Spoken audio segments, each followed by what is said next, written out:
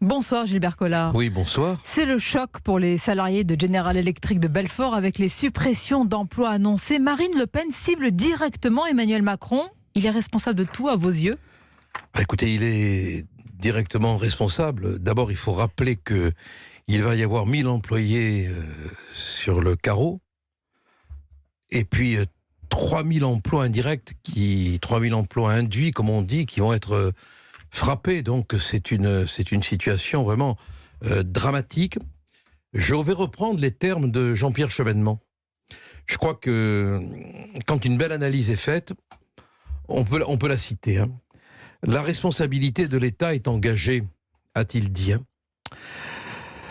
pour avoir accepté un accord déséquilibré avec General Electric en 2014. En 2014, qui était ministre? Bon.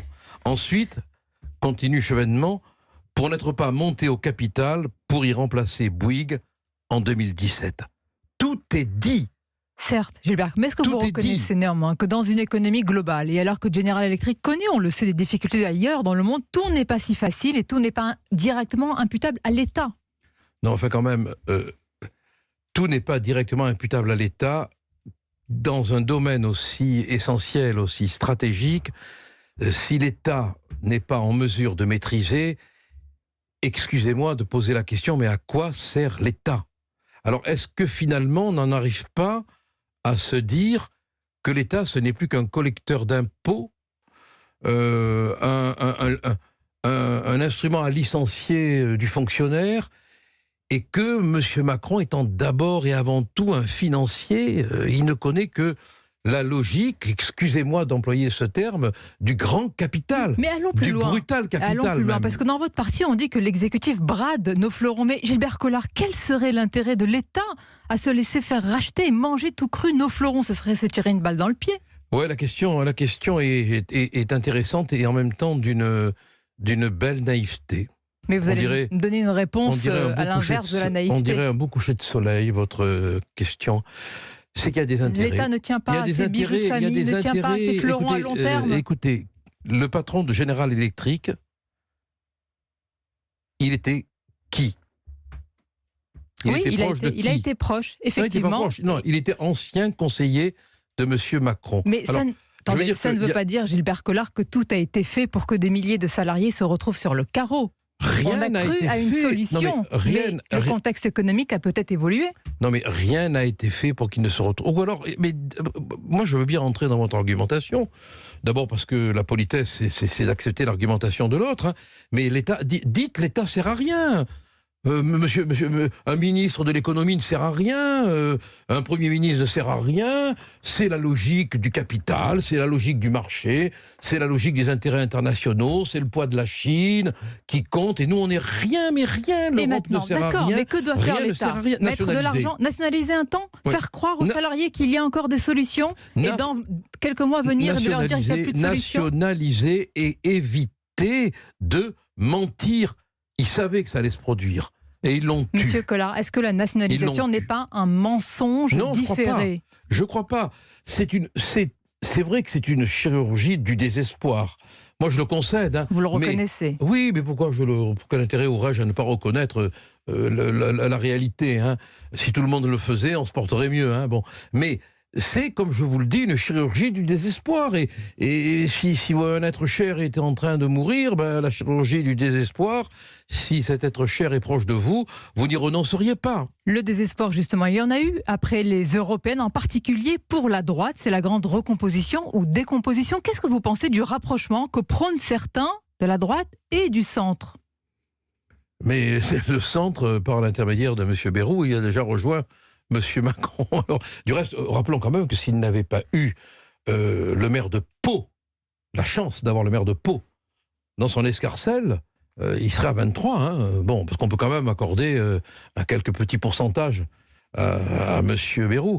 Bon, donc on ne sait plus. Franchement, il y a une parcellisation de l'électorat qui nous oblige aussi, si on veut avoir un regard relativement objectif à dire qu'on n'y comprend plus grand-chose dans la manière dont l'électorat se partage, hein, se diffuse. Hein. Il y a l'électorat, il y a les élus, il y a, dit-on, des tentatives de rapprochement des élus de droite avec la majorité. Est-ce qu'il y a aussi, de votre côté, des tentatives d'alliance en vue des municipales ? Ah, moi, je prône les alliances. Est-ce qu'il y en a ? Vous les prônez, c'est une chose. Oui, mais vous pensez bien que... Vous n'allez pas me donner les noms ce soir ? Que je ne vais pas vous donner les noms ce soir, je ne suis pas une balance, d'abord. Oh, c'est pas être une balance, c'est un fait politique. Plaisante, vous avez suffisamment d'humour dans les yeux pour ne pas rechigner à comprendre. Hein. C'est un clin d'œil quelque part. Hein. Moi, je suis pour... Vous comprenez, les Républicains sont aujourd'hui quelque peu orphelins. Que payent-ils ? Ils payent finalement leur compromission avec la gauche et avec les macronistes. Hein. Bon, je vais prendre un exemple hein, pour essayer d'expliquer ce qui a pu se passer. En Occitanie, Madame Delga, elle a été élue grâce aux Républicains. Dans mon département, le Gard, le président du conseil départemental a été élu grâce aux Républicains. Et pour prendre un exemple tout bête, à Saint-Gilles, ville du Gard, où j'étais candidat à la mairie, le maire républicain a été élu grâce aux socialistes. Bon, vous comprenez qu'il arrive... Dans tout cela, il y en a un qui a raflé la mise. Non, quelle mise il a raflé ? Ah bon ? Emmanuel Macron, vous l'avez vu hier à Bruxelles, je suis sûr que vous l'avez vu.